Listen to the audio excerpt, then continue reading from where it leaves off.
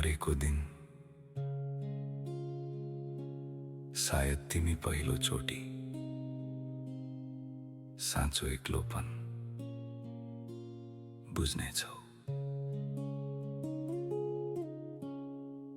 भिडको बीचमा उभिँदा पनि तिमीलाई मेरो अभावले भित्र भित्रै खान थाल्नेछ।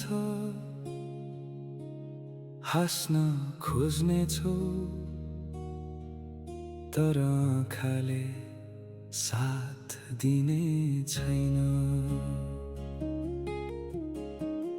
रातको कुनै 2 बजे मेरो पुरानो फोटो हेरेर तिमी चुपचाप रुनेछौ।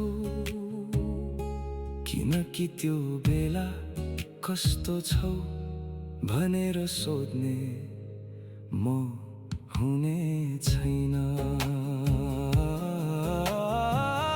तिमी मलाई खोज्नेछौ पुराना गल्लीहरूमा, हामी बसेको त्यो चिया पसलमा, त्यो बाटोमा जहाँ तिमीले मेरो हात समातेका थियौ।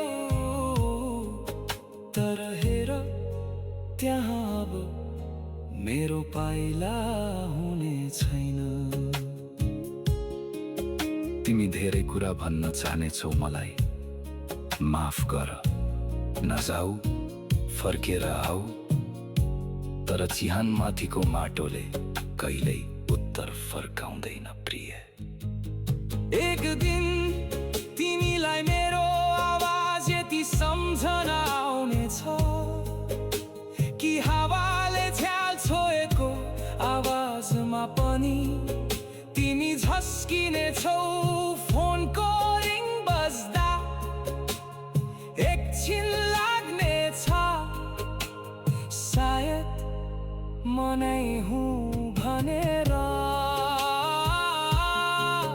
तर होइन, म त त्यति बेलासम्म तिम्रो सम्झनामा मात्र बाँचेको एउटा अधुरो मान्छे हुनेछु। म मरेको दिन तिमीले बुझ्नेछौ, मरिसाएको होइन रहेछु। म त भित्र भित्रै टुटिरहेको रहेछु। तिमीले बुझ्नेछौ कति माया गर्थे भनेर, कति रात तिम्रो यादमा रोए भनेर, कति चोट लुकाएर तिम्रो अगाडि मुस्कुराए भनेर। तर त्यो दिन धेरै ढिलो भइसकेको हुनेछ। किनकि मान्छे मरेपछि उसको शरीर मात्र होइन, उसलाई फेरि अङ्गालो हाल्ने अवसर पनि मर्छ।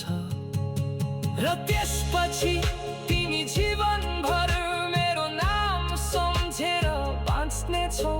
तर म त केवल तिम्रो आँखाको आँसुमा बाँचेको एउटा दुखी कविता हुनेछु।